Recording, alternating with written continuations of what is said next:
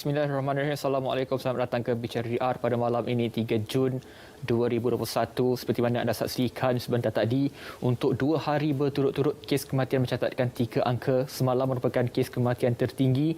Hari ini juga 103 kes kematian baru dilaporkan akibat pandemik COVID-19. Sudah tentu ianya menjadi satu sejarah hitam buat negara kita kerana ini adalah melibatkan nyawa yang kita, mungkin ibu kita, mungkin kakak atau siapa sahaja yang kita sayangi, dan inilah angka yang sangat-sangat mendukacitakan untuk kita, dan kami di Bicara DR khususnya mengucapkan salam takziah kepada semua keluarga mangsa. Dan antara yang paling ramai dalam antara kematian ini adalah golongan warga emas yang sangat kita khawatirkan dan penting untuk kita berbicara berkenaan dengan perkara ini, iaitu vaksinasi kepada warga emas.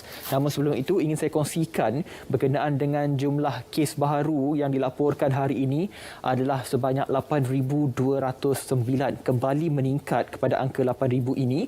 Dan kalau kita dapat lihat juga di sebelah angka itu juga, iaitu kes sembuh baru 7,049, juga merupakan kes sembuh harian tertinggi yang pernah dilaporkan. Dan kalau kita lihat kepada peratusannya adalah 85.48%, insya-Allah kita akan melaporkan dan juga mencatatkan lebih banyak kes sembuh, dan juga kes aktif adalah 83,000, dan kita ingin memberi tumpuan kepada jumlah kes di ICU ketika ini, iaitu sebanyak 880, di mana hampir separuh daripadanya 446 memerlukan bantuan alatan pernafasan. Ini yang kita khawatirkan kerana ini akan membawa kepada angka kematian dan sebagainya, seperti kongsikan tadi 103, dan kini angka kematian sudah pun mencecah angka 3,096 bermula daripada pandemik yang dilaporkan. Dan ini juga yang kita kongsikan kepada anda berkenaan dengan graf jangkitan yang semakin meningkat, dan pentingnya untuk kita melihat bagaimanakah forecast ataupun jangkaan yang dilakukan oleh Kementerian Kesihatan Malaysia. Sudah tentu kita perlu melihat kepada jangkaan dan pastinya apakah yang akan berlaku kepada graf sekiranya kita mengambil vaksin dan sebagainya. Dan ini sekali lagi kami kongsikan kepada anda, 7,049, inilah angka terkini yang tertinggi sembuh yang dilaporkan. Kita ucapkan tahniah kepada Barisan Hadapan kerana telah berjaya menguruskan pesakit-pesakit COVID-19 ini. Tidak kira agama, bangsa atau siapa pun mereka, tidak kira di PKRC ataupun di hospital dan sebagainya, dan mungkin ada yang menjalani kuarantin di rumah, insya-Allah. Dan kes keseluruhan sembuh ketika ini adalah 508,947 kes. Baik, itu yang kita ingin kongsikan kepada anda, dan juga ingin saya terus saja ke set utama untuk kita perkenalkan tetamu kita yang sudah pun bersedia di meja ini untuk kita bercakap berkenaan dengan kepentingan vaksinasi kepada warga emas. Kita banyak bercakap tentang vaksinasi sebelum ini, namun kali ini terarah kepada warga emas kerana kalau kita lihat laporan media, misalnya di Kelantan, di Negeri Sembilan, di Kedah, 10,000 misalnya tidak hadir ke tarikh janji temu vaksinasi khususnya kepada golongan warga emas.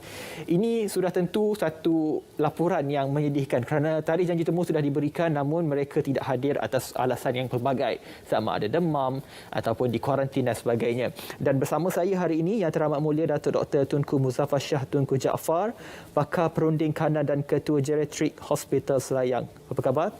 Khabar baik, alhamdulillah. Okey, Yang Teramat Mulia Datuk membenarkan saya untuk panggil doktor untuk lebih selesa perbincangan kita pada malam ini untuk bercakap berkenaan dengan kepentingan vaksinasi kepada warga emas. Saya pasti anda sedang menonton di saluran berita RTM dan juga di Facebook berita RTM. Dan untuk awal ini, doktor, perbicaraan kita berkenaan dengan vaksinasi kepada warga emas.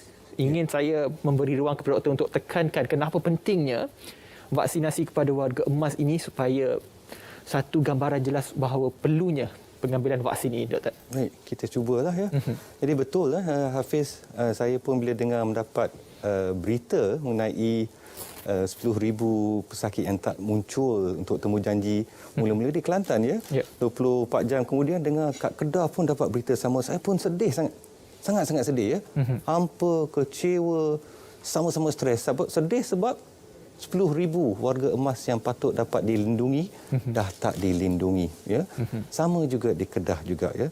Bukan saja itu, usaha dan kerja-kerja untuk menyediakan vaksin ini tak mudah ya.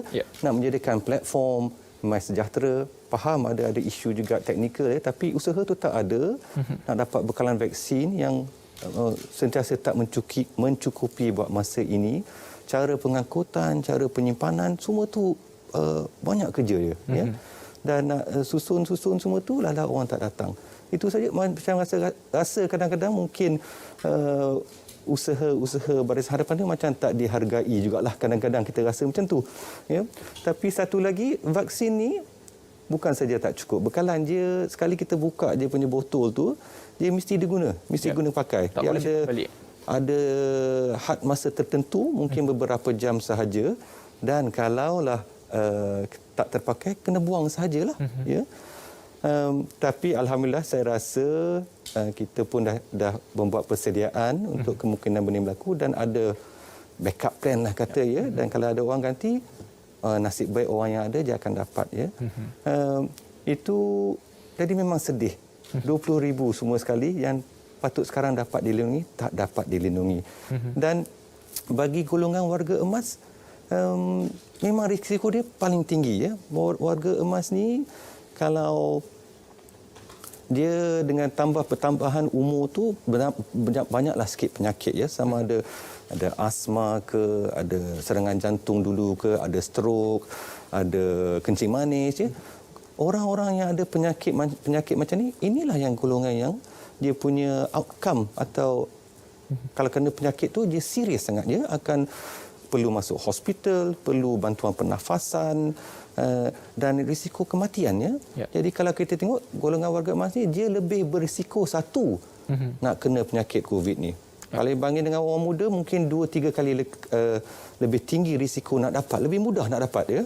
Dan daripada itu, risiko 60 bagi golongan 60 ke atas, risiko nak dapat penyakit serius tu pun banyak ya, boleh jadi 5 kali ganda, 15 kali ganda, sampai umur 80 ke atas 15 kali ganda akan kena penyakit serius. Bukan saja tu, dah kena penyakit serius, kita tengok kepada risiko kematian. Ini yang paling ketara sekali kalau kita ambil golongan yang jauh lebih muda, 18 hingga 29 tahun, dia punya risiko kematian adalah 1.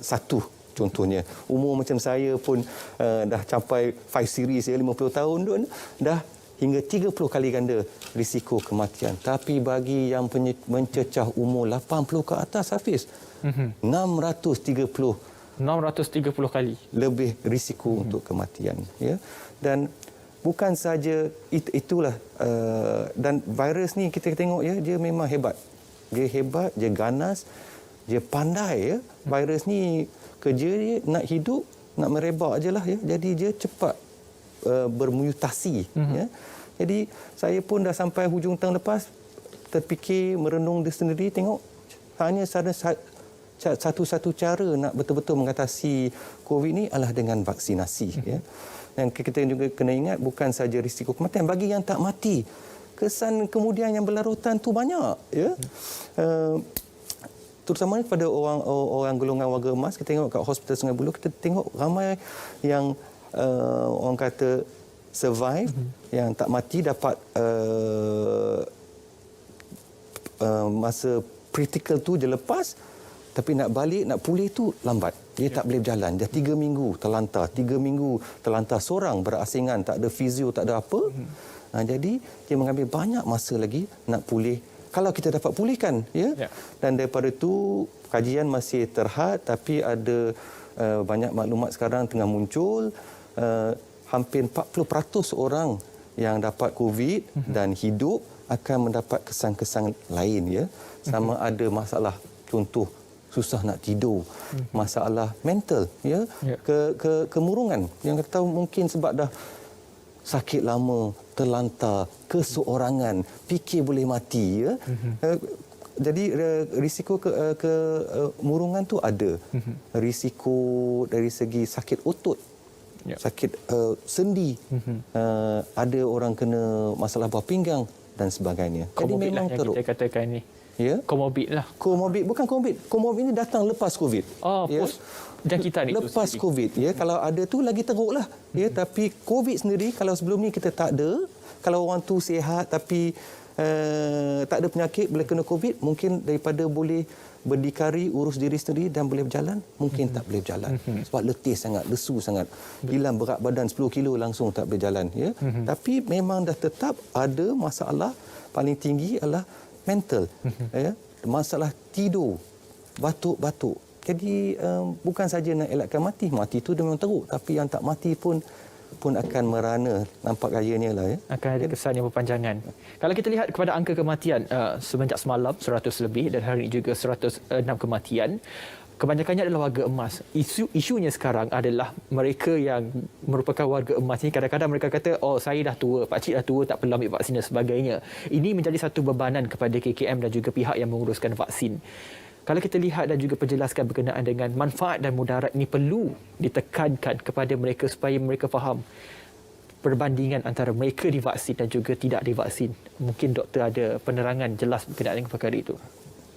Jadi betul, ya, vaksin ini memang ada kesan dia dan kita pun ada maklumat yang menyatakan sedemikian. Kalau tengok dia punya bilangan tu agak tinggi, ya, tapi kita tengok apa kesan sampingan dia. Kalau kita tengok lepas dos pertama, ya, rata-rata mungkin sampai 80% akan dapat kesan. Tapi kesan ini apa? Kesan daripada suntikan, ya.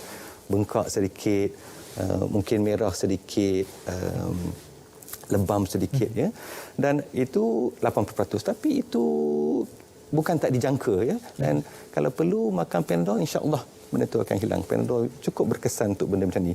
Lebih serius adalah 50% juga melaporkan ada demam, rasa letih, ada lesu, ada pening-pening, ya. Tapi itu juga hanya dia tak akan berterusan lama, ya, mungkin sampai 2-3 hari. Masa ambil vaksin pun saya pun agak terkejut memerlukan Panadol, kalau tak boleh pergi kerja, ya.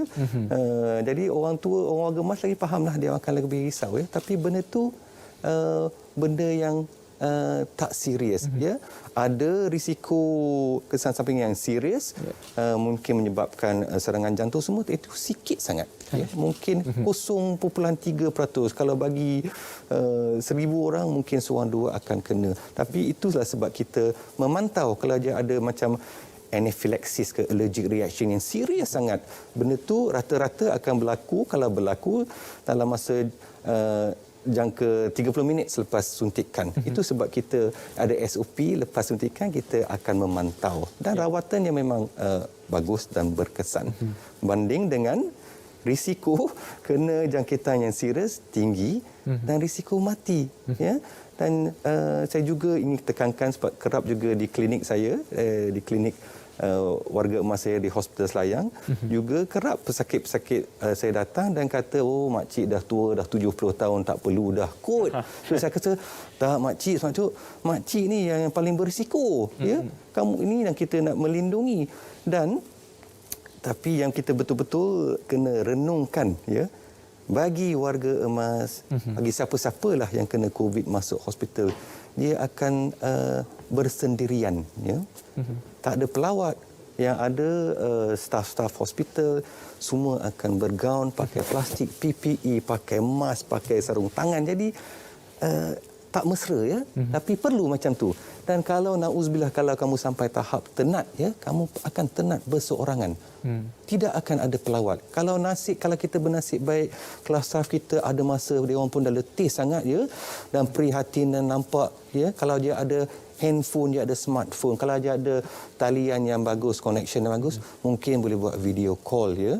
Dan yang paling sedih, bila berlaku kematian, dia akan masuk liang lahat tu perseorangan. Ya. Ya, sudah tentu Allah Taala akan terima doa semua daripada jauh dari mana pun ya, tapi dari segi kebiasaan untuk bagi kita nak membiasakan diri dengan keadaan itu sungguh sedih sangat ya. Jadi bagi saya tak ada bandingan sama dengan kesan sampingan daripada vaksin dan kesan daripada COVID ya. Jauh berbeza. Ya, pesanan itu walaupun mungkin pedih untuk kita dengar dan juga mungkin takut untuk kita dengar, tapi itulah kepentingan yang perlu kita ambil. Kalau tak nak berlaku kematian keseorangan, perlulah ambil vaksin. Walaupun ia pedih untuk didengar, tapi itulah kenyataannya. Dan kalau anda ada persoalan untuk ditanyakan, mewakili ibu bapa anda dan sebagainya, boleh terus turunkan persoalan anda di Facebook Berita RTM. Tapi kita berehat dulu seketika, kembali selepas ini dalam Bicara DR.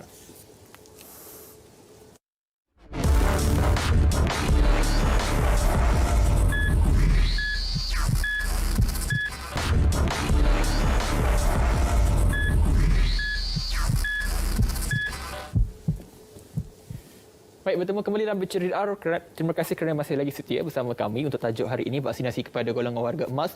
Ingin saya raikan persoalan di Facebook Berita RTM. Ada yang sudah bertanya daripada Daud Mansur berkenaan dengan persoalan sekarang ni rakyat confused, doktor, antara vaksin dan juga COVID-19 kerana kita khawatir dan juga percaya golongan warga emas kini lebih attach ataupun lebih banyak spend time kepada media sosial. Ada setengah kumpulan yang akhirnya mereka terpercaya kepada dakwah-dakwah palsu. Golongan anti vaksin ini menyebabkan mereka saat-saat akhir tukar pandangan, tukar keputusan untuk tidak pergi tarikh janji temu dan sebagainya. Doktor, saya sebagai pakar khususnya dekat dengan golongan warga emas ini, mungkin ada pengalaman dan juga cerita yang perlu ditekankan dalam aspek ini, doktor. Jadi macam saya rasa salah satu sebab benda ni berlaku adalah tak cukup maklumat atau tak dapat maklumat yang betul ya. Jadi macam saya pernah sebut, kalau kita nak maklumat pasal mengenai agama, kita akan cari pakar agama, ustaz, alim ulama, ustazah dan sebagainya ya. Dan kalau kita nak pilih ustaz pun kita pilih tengok bab-bab apa pengkhususan dia, sama ada tauhid ke ilmu fiqh ke ya. Begitu juga kalau kita nak maklumat mengenai isu-isu perubatan ya, bagi saya kita patut tanya doktor atau pakar. Dan tapi banyak pakar sebut macam ni. Jadi saya nak ambil pendekatan yang lain sedikit ya. Saya sebagai pakar geriatrik ni, pakar warga emas ya. Jadi apa yang dia lain sikit pendekatan dia kepada pesakit ya dan kepada pesakit warga emas. Lain sangat-sangat sebenarnya ya. Jadi mula-mula kita nak tengok orang warga emas macam saya sebut tadi, dia berisiko dapat lebih daripada satu penyakit. Banyak penyakit. Sendi, jantung, paru-paru, asma, stroke, ya, kenyanyukan, Parkinson disease dan sebagainya. Jadi itu satu, dan mereka akan dapat banyak ubat-ubatan untuk semua penyakit ni ya. Dan selain daripada itu, semua ni boleh berinteraksi. Selain daripada kemungkinan banyak penyakit dan banyak ubat, kita sebut sebagai polypharmacy ni ya. Warga emas juga dia cenderung dapat penyakit yang khusus akan berlaku kepada dia. Macam sebut tadi, macam kenyanyukan, Alzheimer's disease, dementia ya, atau stroke. Dan warga emas yang betul-betul uzur, dia akan ada masalah kurang upaya. Ya. Nak jaga diri susah, nak berjalan susah. Ya, campur semua penyakit, banyak kesan pada dia. Dan sebagai pakar warga emas, satu, kita kena faham banyak penyakit, satu, dan bagaimana dia berinteraksi, dan bagaimana penyakit-penyakit ini akan ada kesan kepada kebolehan dia nak urus diri. Ya. Jadi kita akan menilai, pakar geriatrik akan menilai warga emas dari secara keseluruhan, kita kata holistik ya, bukan tengok sistem paru-paru, sistem jantung, tengok semua apa kesan dia, dan kalau boleh, kalau bersesuaian, kita akan bincang dengan pesakit dan keluarga, tanya dia apa keutamaan dia. Ya, apa prioriti dia? Nak dapat bangun pagi, tak pening, dapat berjalan ambil ubat, contohnya. Ya. Dan kita dari segi holistik ni, dari segi perubatan kita akan menilai pesakit, kita akan menilai pesakit dari segi keupayaan dia nak bergerak, kita akan rujuk kepada jurupulih anggota atau fizioterapis, jurupulih cara kerja atau occupational therapist. Ya, jadi dari segi pakar geriatrik ni, bidang ni kita tak boleh, perkhidmatan ni kita tak boleh bagi sendiri. Okay. Ya, pakar geriatrik ni kena ada semua ni. Kena ada nurse, jururawat yang berminat, kena ada pasukan, kena ada tim ya, multidisciplinary team. Dan bukan saya je akan ambil pendekatan macam ni untuk warga emas. Semua pakar geriatrik kat Malaysia akan sama ya. tak ramailah, kita ada kat 30 dalam KKM saja kat Malaysia ni, ya. Tapi semua akan ambil pendekatan yang sama, ya. Dan saya sebagai pakar genetik tengok apa kesan COVID ni kepada warga emas, risiko dia kematian yang tak mati itu pun sedih, ya. Nak bangun jalan susah, nak dia ramai yang mungkin tak tercapai, ya. Dan kalau duduk hospital lama, risiko kat hospital adalah kuman. Duduk lama kat hospital sebab tak boleh bergerak, tak boleh jalan, akan kena jangkitan kuman bertubi-tubi dan malangnya sebilangan itu akan meninggal, ya. Jadi kalau tengok macam ni, dah pertimbangkan pakai ilmu yang kita ada sebagai pakar warga emas, tengok kesan COVID, bagi saya, tolonglah, saya syorkan sangat sebagai pakar genetik, tanya pakar genetik yang ikhlas menjaga kamu semua, ya, makcik, pakcik, uncle, aunty semuanya. Dan inilah cara yang terbaik nak melindungi diri kamu supaya satu, mungkin boleh dapat COVID, ya. Keutamaan vaksin ni bukan tak nak kena COVID, ya, tapi walaupun dia melindungi daripada kena COVID. Pfizer dia punya data menunjukkan sampai lebih 90% perlindungan. AstraZeneca pun lebih kurang macam tu dan berikutnya. Tapi yang paling penting, semua orang yang dah dapat vaksin, tak ada seorang yang meninggal. Ya, kalau kita tengok data daripada US, daripada UK, Eropah, semua yang kena vaksinasi tak mati. Ya, kita akan kongsikan nanti graf untuk kita melihat perbandingan negara yang sudah mengambil vaksin dan ataupun tidak untuk kita melihat gambaran yang lebih jelas. Dan kita di Malaysia ada 3 jenis vaksin. Kita ada Pfizer, BioNTech, kita ada Sinovac dan juga kita ada AstraZeneca. Apabila KKM mengumumkan AstraZeneca untuk digunakan kepada warga emas 60 tahun ke atas, macam-macam isu, macam-macam cerita, darah beku dan sebagainya, akhirnya apabila diumumkan untuk warga emas baru-baru ini, tidak mendapat sambutan yang hangat seperti sebelum ini. Isunya kenapa, doktor? Kenapa orang memilih sama ada untuk mengambil Pfizer ataupun Sinovac ataupun AstraZeneca? Akhirnya AstraZeneca tidak mendapat sambutan untuk warga emas ini. Okey, jadi memang betul malangnya untuk AstraZeneca ada kaitan, ada berita-berita yang betul, ya. Berita benar, ada berlaku, ada kes darah beku kepada pesakit yang ambil AstraZeneca, ya. Tapi kita memang benda tu serius, ya, tapi kita kena tengok saiz masalah itu, ya, dan saiz dia sangat kecil. Kalau kita tengok sini, yang kata risiko nak dapat darah beku mungkin 4 orang dalam sejuta. Ya. 4 dalam sejuta. 4 dalam sejuta, ya. Jadi kalau bagi itu jumlah yang sangat-sangat kecil bandingkan dengan risiko kita kena COVID. Ya, kalau daripada 100 orang terdedah pada COVID, 16 orang akan kena, 16%.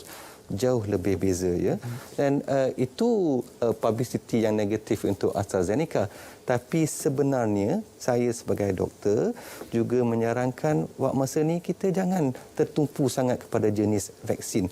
Tapi kalau kita cakap pasal AstraZeneca khususnya dengan golongan warga emas, sebenarnya risiko dia kurang kepada warga emas, ya. Jadi sebenarnya AstraZeneca lebih sesuai untuk warga emas dan AstraZeneca bagus juga, dia 25% daripada bila dia buat kajian tu 25 pesakit dia adalah terdiri pada golongan warga emas. Tapi lagi sekali saya nak tekankan sebenarnya apa-apa vaksin, janji dapat vaksin itu yang paling penting, ya. Yang lain benda tu kita tinggalkan kepada pakar akademik, ya, sebab 0.004%. Kita tak patut fikir benda tu.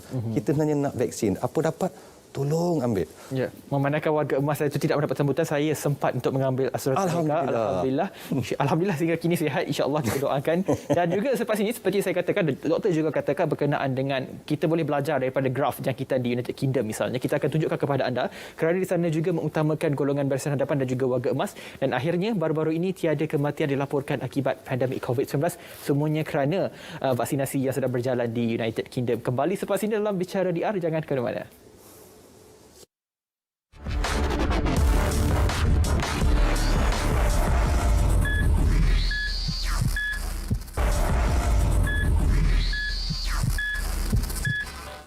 Baik, lebih 13 juta yang sudah mendaftarkan untuk mendapatkan vaksin dan lebih 3 juta sudah lengkap 2 dos dan juga 1 dos. Dan peratusan ketika ini setakat hari ini 6.4% yang sudah divaksin. Kita bergerak kepada angka 80% imuniti kelompok. Perjalanannya masih jauh. InsyaAllah by Jun ataupun bermula Jun ia akan berjalan dengan lebih pantas. Dan ini yang dikongsikan oleh doktor tadi berkenaan dengan graf jangkitan dan juga jangkitan di UK itu sendiri. Banyak kita boleh belajar kerana dilaporkan 2 hari lepas dan juga dikongsikan oleh Dr. Amalina yang berada di UK juga. Beliau mengatakan bahawa keadaan semakin terkawal, SOP semakin dilonggarkan, kematian tidak dilaporkan lagi dan juga kes jangkitan tinggal 1,000 lebih saja. Ini satu pengajaran yang jelas untuk kita lihat bahawa vaksinasi juga dilakukan di sana dan warga emas juga diutamakan. Mana-mana dunia pun warga emas mesti diutamakan. Betul. Apa yang kita boleh belajar supaya orang faham penting dan sangat penting vaksin ini? Jadi kalau kita dapat paparkan graf tu ya, kita dapat tengok pada awal tahun ini, bulan 1 2021, angka di UK dia memuncak kepada 68,000 kes sehari, jauh lebih tinggi daripada Malaysia ya. Tapi UK ambil pendekatan yang lain daripada yang lain. Semua vaksin ni kita minta ambil 2 dos, beberapa minggu berasingan ya. Tapi UK dia rasa dia nak bagi lebih ramai orang first dose tu. Jadi dia tak ikut kaedah 3 minggu, dia kata kita cuba bagi dos kedua 3 bulan, keutamaan nak bagi semua orang vaksin. Seramai yang mungkin. Seramai yang mungkin ya, sebab dos pertama pun akan ada kesan dia. Cuma kita tak tahu kesan dia tahan berapa lama. Ya. Dan di UK dia mula bagi vaksin kepada petugas barisan hadapan di bulan 12 Disember. Peak. Dan kita tengok sebenarnya ada benda yang sama juga dengan Malaysia ya. Di UK ni bulan 1 dia punya kemuncak tu sebab kerajaan UK di bulan 12 ya, masuk dekat Christmas tu dia membenarkan orang untuk membeli belah. Raya jugalah. Macam raya. Lepas tu sebulan kemudian tengok 68,000, masya-Allah ya. Tapi dengan program vaksinasi dia yang agresif, dia sekarang dah mencapai lebih daripada 60% penduduk dah divaksinkan dan angka kes sekarang dah daripada 68,000 dah turun 3,000, 2,000, 1,000 dan kawan saya pada UK dah kata mulai 2 hari lepas tiada kematian langsung. Ini yang paling jelas nak tengok ya. Carta ni menunjukkan kesan vaksin ya. Jadi semua kita kena ambil iktibar dan kena cepatkan vaksinkan, dapatkan vaksin. Semua orang. Banyak kita boleh belajar daripada situ. Banyak. Ya. Dan kalau kita lihat isunya juga berkenaan dengan vaksin ni. Ada yang mengatakan kalau dah ambil vaksin takkan kena. Walaupun kerap kali kita maklumkan bahawa ini bukannya untuk kita melindungi daripada jangkiti tapi untuk mengurangkan kesan dan sebagainya. Betul. Kita juga sediakan kepada penonton berkenaan dengan kesan sekiranya simptomatik dan sebagainya. Jadi penjelasan yang bagaimana kita ingin berikan lagi kepada mereka khususnya warga emas supaya mereka percaya bahawa kalau mereka dah ambil vaksin sekalipun, kalau kena mereka tidak terlalu teruk. Tapi ramai juga beranggap bahawa kenapa saya perlu ambil kalau saya masih lagi kena COVID itu sendiri, doktor? Itu banyak orang tengok macam tu ya, ambil vaksin tak mau kena COVID. Tapi sebenarnya itu bukan keutamaan pengambilan vaksin. Walaupun dia akan mengurangkan risiko nak kena COVID, itu tetap ya. Pfizer menunjukkan kurang 90-40%. 90% keberkesanan. Mungkin yang lain-lain semua akan capai 67% keberkesanan. Tapi pihak WHO ya, World Health Organization berkata apa-apa vaksin yang dapat mencapai 50% pengurangan adalah vaksin yang berkesan. Jadi sekarang kita tengok nombor-nombor yang jauh lebih tinggi daripada itu. Tapi seperti macam kita bincang tadi, keutamaan dapat vaksin ini adalah kalau kena COVID lepas ambil vaksin, dia penyakit serius tak ada, kemasukan ICU pun tak ada dan kematian tak ada, kosong. 100% pengurangan kematian ya.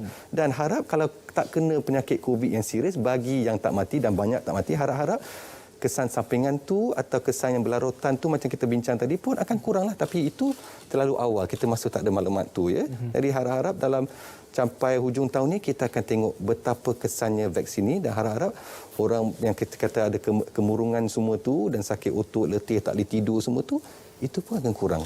Tapi keutamaan vaksin adalah kena tak serius dan tak tak maut ya, tak jumpa ajal. Ya. Ada juga saya membaca kalau ambil vaksin kesan sampingan itu bermakna sudah menunjukkan tidak balas dan sebagainya. Ada juga mereka yang menerima vaksin. Misalnya ibu saya mengambil Pfizer tidak mengalami sebarang kesan sampingan demam. Adakah itu menunjukkan bahawa warga emas ini tidak bertindak balas atau bagaimana kita ingin faham berkenaan dengan kesan sampingan itu? Kalau boleh doktor jelaskan. Itu soalan yang cukup bagus. Ya betul ya. Sistem imun warga emas mungkin tak secekap atau sepantas golongan yang lebih muda, tetapi kesan tu tetap ada. Yang bagus bagi orang yang ada kesan sistemik yang rasa demam, lesu, pening, itu lagi bagus. Nak tindak balas sistem imun kamu lagi bagus. Tapi walau macam mana pun, walaupun tak banyak golongan warga emas termasuk dalam kajian masa dia nak buat vaksin tu, real world experience, real life experience lepas penggunaan memang dia cukup berkesan, ya. Cukup berkesan. Vaksin itulah cara-caranya, satu-satu caranya kita nak betul-betul mengatasi COVID ini. Tak adalah bermakna kalau kata tak ada kesampingan tidaklah bermakna tidak berkesan ya. Saya pun melawak dengan kawan-kawan saya kalau mak bapak kata tak ada, oh ini dia pergi injek air ikut dia. Tapi tak. Itu kamu bernasib baik, tapi memang setakat ni semua vaksin tu kalau tak ada kesan sampingan, alhamdulillah ajalah. Tapi kalau ada kesan sampingan pun alhamdulillah lah, maknanya imun kita tengah bertindak balas lah ya. Kalau mengikut pengalaman doktor, kalau kita lihat juga warga emas ni kadang-kadang lebih percaya kepada daerah-daerah seperti kita kongsikan tadi. Mereka kata pengambilan ubat ini sudah membadai dan sebagainya. Ini juga penting untuk kita tekankan kerana mereka lebih percaya kepada petua-petua tertentu. Ini yang perlu kita tepis dan juga menjadi cabaran kepada pakar, kepada warga emas ini. Sebab kadang-kadang kita kata warga emas ni kadang-kadang degil sikit untuk kita betulkan, tapi perlu pendekatan yang lebih formal ataupun lebih jelas. Bagaimana sebenarnya kita nak berdepan dengan isu ini kerana ianya kadang-kadang seperti barah kalau kita lihat di media sosial, kerana perkongsian ini sudah meluas berkenaan dengan pengambilan lemon misalnya, sebenarnya tak ada bukti untuk melawan virus itu sendiri. Jadi ini salah satu fenomenon zaman kita sekarang ni ya, ada media sosial ni ya, dan memberi suara kepada orang yang mungkin tak banyak ilmu ya, itu berbahaya. Jadi macam kita sebut tadi, kalau kita ada berapa, saya pun renung lama juga duk fikir benda ni. Satu, mungkin dapat maklumat yang tak betul dan kita kerap dengar kawan kita cakap ya, atau anak buah kita cakap. Tapi macam saya sebut tadi, sebagai pakar geriatrik, dengarlah pakar geriatrik atau pakar-pakar perubatan ya, yang niat kita ini ikhlas ya. Itu salah satu sebab saya rasa salah dapat sumber tak boleh dipercayai. Dua, banyak kita dengar ada isu-isu berunsur keagamaan ya, sama ada vaksin ni tak halal, sama ada ini golongan Yahudi ada plan besar nak masuk chip, semua ni tak betul, semua tu ngarut ya, semua tu mitos ya.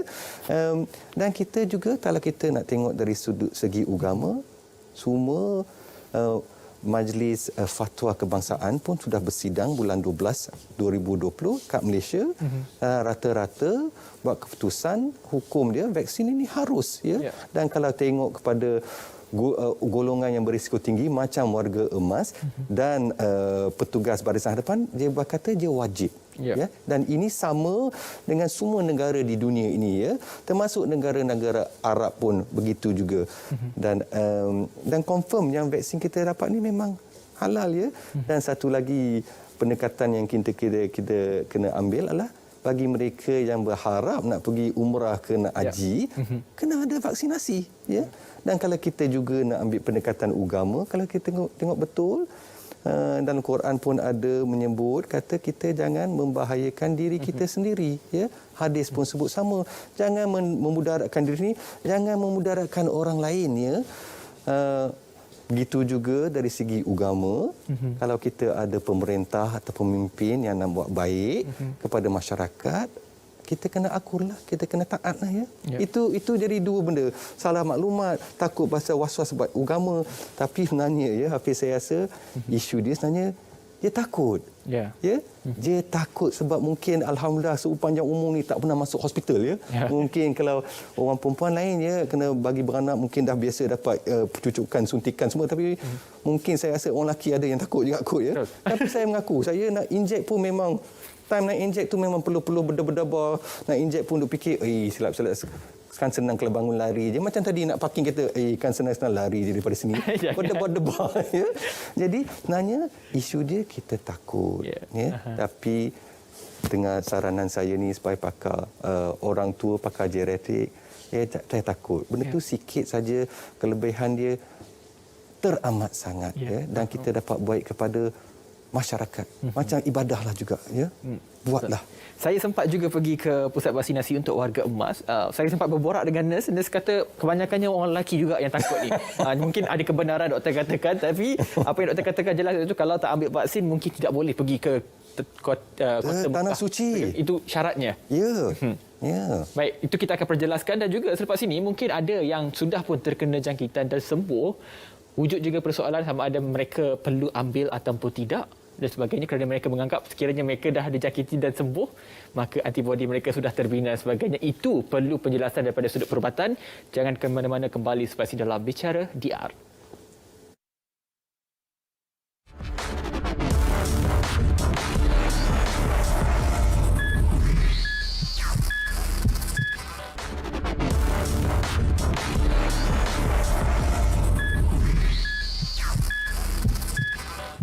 Baik, bertemu kembali dalam Bicara DR. Kalau dulu kita lihat trendnya, kalau kena jangkitan mereka seolah-olah takut, memang takut, tapi bila mereka sembuh, mereka kata bahawa badan mereka sudah mencipta ataupun terhasilnya antibodi baru untuk jangkitan kali kedua dan sebagainya. Itu mungkin ada dari segi sains dan perubatannya. Tapi ada juga pendapat ini mengatakan bahawa kalau saya dah dijangkiti, kenapa perlu saya ambil vaksin lagi? Kerana peratusan untuk dijangkiti semula itu agak rendah misalnya. Tapi ada jawapan dan kenapa vaksin ini masih lagi penting walaupun sudah dijangkiti, doktor? Saya faham jalan pemikiran sebegitu ya. Kalau dapat vaksin, kalau kita tak ada kesan yang teruk, alhamdulillah dah dilindungi. Tapi sebenarnya kalau itu kita kena tengok dari segi sains ya.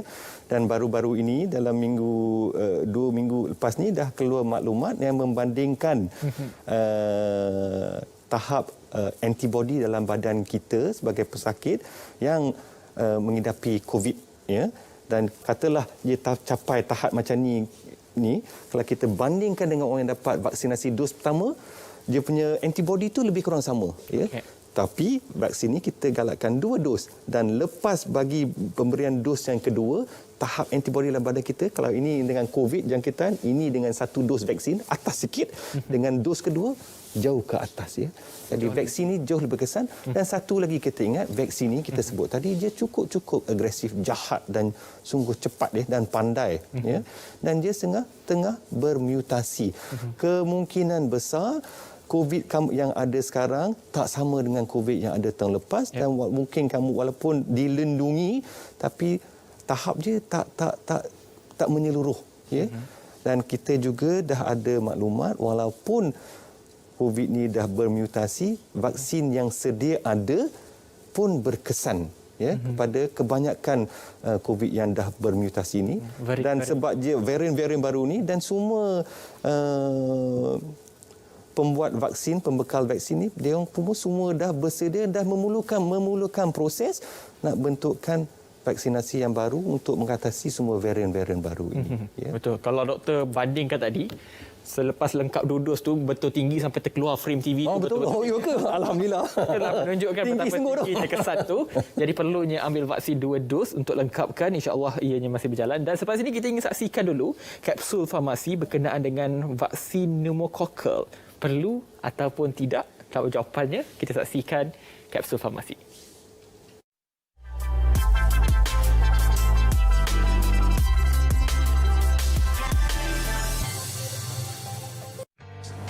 Hai semua, untuk episod kali ini saya akan kongsikan informasi berkaitan dengan vaksin pneumokokal. Perlu ke?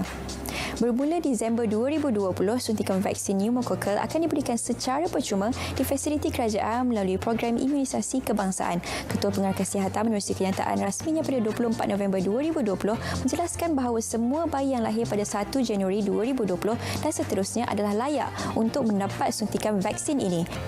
Vaksin pneumococcal diberikan sebagai langkah awal mencegah jangkitan bakteria Streptococcus pneumoniae yang biasanya menjangkiti kanak-kanak terutama yang berumur bawah 2 tahun.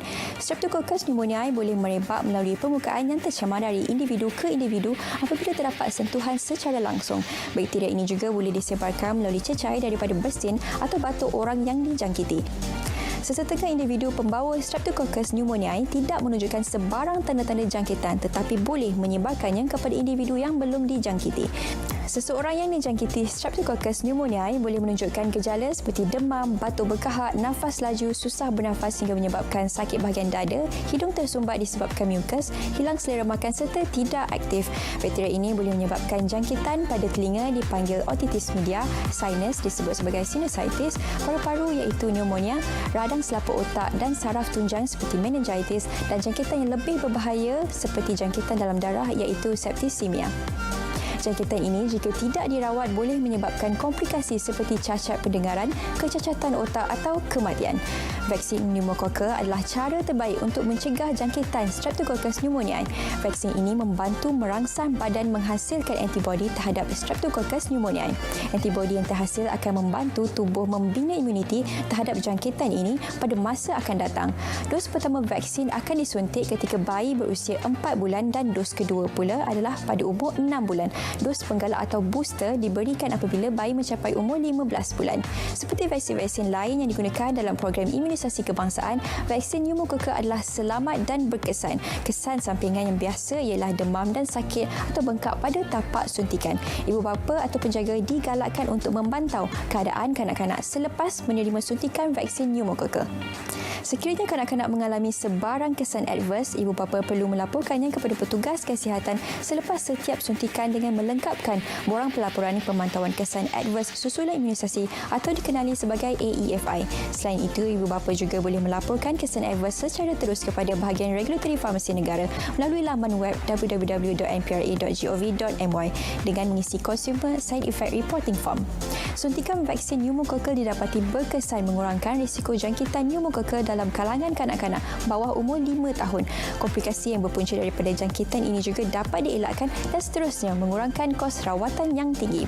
Sebarang pertanyaan lanjut boleh dibuat ke Pusat Panggilan Farmasi Kebangsaan National Pharmacy Call Center NPCC di talian 1-800-88-6722 dari Isnin hingga Jumaat jam 8 pagi hingga 5 petang kecuali cuti umum. Inisiatif kerajaan menjadikan vaksin pneumococcal sebagai salah satu vaksin yang perlu disuntik kepada kanak-kanak melalui pelan imunisasi kebangsaan merupakan langkah yang perlu disokong oleh ibu bapa. Pastikan anak-anak mendapat suntikan mengikut jadual yang telah ditetapkan dalam jadual imunisasi.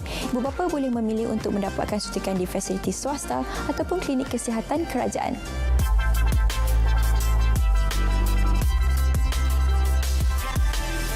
Pendekatan ke mana? Dekat mana? Baik, itu dia perkongsian daripada Sofahatul Subihi berkenaan dengan vaksin pneumococcal, perlu ataupun tidak, anda ada jawapannya. Dan tadi doktor kongsikan juga, warga emas ini memang semua diwajibkan. Itu memang matlamat KKM dan juga kerajaan untuk mereka. Namun, ada special case ataupun kes-kes istimewa yang mana tidak perlu ambil sebagainya. Sebab ada juga yang bertanyakan, kalau nenek saya masa terlalu tua, terlalu uzur, bagaimana sebenarnya proses untuk pengambilan vaksin itu? Jadi pendekatan yang kita sarankan adalah secara amnya kita kena terima, secara amnya keseluruhan semua warga emas patut terima. Tak kira umur. Kalau orang ada kanser pun kita galakkan ya, sebab bukan orang kanser boleh hidup 5 tahun, kalau bernasib baik 10 tahun walaupun pengidap kanser, kita masih sarankan. Cuma ada golongan yang dikecualikan daripada vaksin adalah orang yang terhad jangka hayat dia. Kalau kita nampak dia dah tenat umpama dia, itu memang tak boleh ya. Kalau nampak gaya mungkin jangka hayat dia tak sampai 2 minggu atau 4 minggu, kita orang tu dikecualikan. Dan KKM juga sarankan bagi mereka yang uzur sangat dan terlantar dan perlu bantuan sepenuhnya, termasuk nak suap pun tak larat, golongan itu ya. Jadi secara amnya, tuan-tuan puan-puan, semua audiens kita, pakcik makcik, semua patut ambil vaksin. Penting sangat-sangat ya. Akhirnya merujuk kepada pakar juga untuk mendapatkan jawapan yang lebih jelas, bukannya daripada media sosial yang berceritakan tentang jangkaan ataupun persepsi semata-mata. Baik doktor, ini yang minit-minit akhir ini penting untuk kita ingatkan. Kalaulah saya ini, katakanlah mak saya tak nak ambil vaksin, susah untuk saya yakinkan mereka dengan bahasa yang mudah dan sebagainya. Mungkin pada perhatian doktor dan juga kepakarannya, bagaimana sebenarnya untuk kita yakinkan ibu bapa kita selain daripada kita kata kalau tak ambil tak boleh pergi Mekah misalnya. Jadi apa cara lain yang kita boleh kongsikan doktor? Mati seorang. Tak, jadi saya harap lepas setengah sejam kita berbicara kat sini nampak ya kelebihan kepada vaksin itu jauh mengatasi apa-apa kesan sampingan yang kita mungkin dapat daripada vaksin. Jauh mengatasi ya.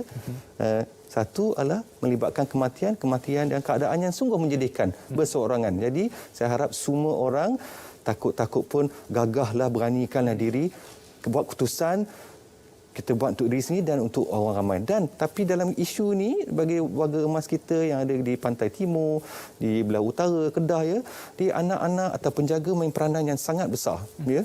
Kalau tolong galakkan, bagikan mesej ini ya, sangat penting. Tolong bantu dia yang nak buat MySejahtera, tolong daftarkan, tolong transportkan mereka, tolong pantau selepas tu.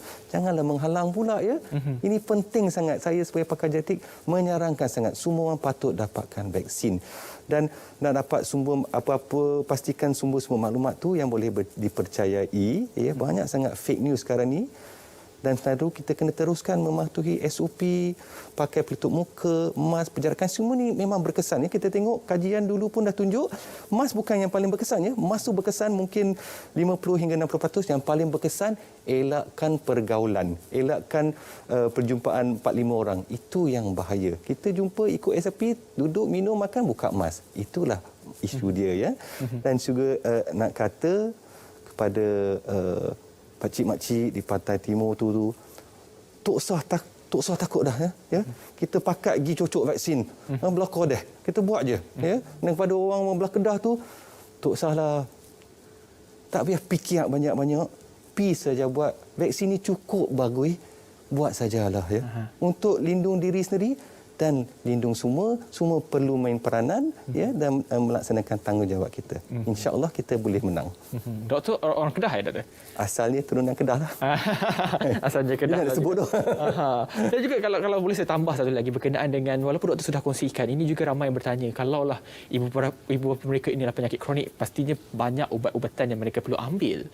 Dan ianya bahasa mudahnya macam kalau makcik ambil vaksin nanti macam mana dengan ubat ni dan sebagainya, sebab ada laporan juga kalau banyak sangat ubat dia akan mengganggu. Itu satu laporan dan mungkin perlu dijelaskan. Itu benda yang betul, ada kerisauan dari segi itu, tapi macam kita sebut tadi, saya sebagai pakar geriatrik dah tengok warga emas ni dari segi keseluruhan holistik dia, membuat pertimbangan, dan betul ada penyakit, banyak ubat, tapi vaksin ini tak mengganggu setahu kami, dan kelebihan vaksin itu jauh mengatasi semua isu ini. Ya. Ada ubat, ada penyakit ni yang paling berisiko. Ya. Jadi kita tak mahulah kita lebih takut kepada COVID daripada rawatan dia. Ya. Kena ingat macam tu. Ya. Vaksin ini memang berkesan dan selamat, dan paling penting kita dapatkan golongan warga emas kita untuk divaksinasikan dan dapat imunisasi berkelompok. InsyaAllah. Dan ketika ini 64% kadar peratusan vaksinasi ketika ini. Anda sebenarnya boleh semak angka ini di laman web JKJAV sebenarnya untuk melihat sendiri bagaimana pergerakan peratusan vaksin yang telah diberikan.